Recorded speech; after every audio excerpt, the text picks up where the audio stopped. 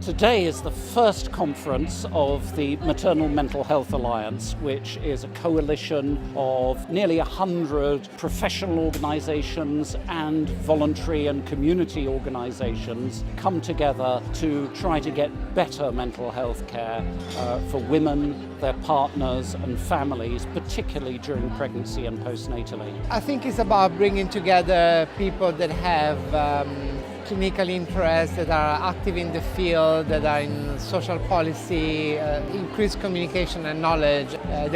Sometimes there's a gap between people doing research and people doing clinical activity and people involved in policy making.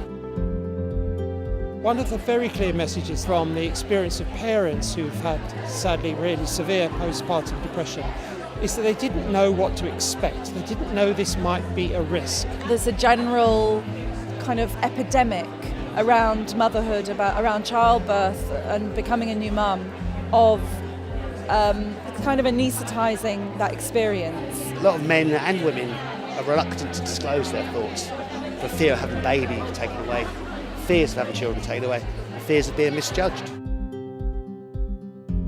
Today I talked about the intergenerational transmission of maternal childhood trauma. So we are interested in how something that the mother experiences before she becomes pregnant during her own childhood can affect her own child. Given the pressure on girls and women, and increasingly boys and men, to transform their bodies, this actually is being transmitted in early life. One important thing is for clinicians looking after pregnant women to start to ask them about their early trauma. At the moment this isn't done at all, and it needs to be done sensitively, but we need to understand why they're anxious and depressed while they're pregnant.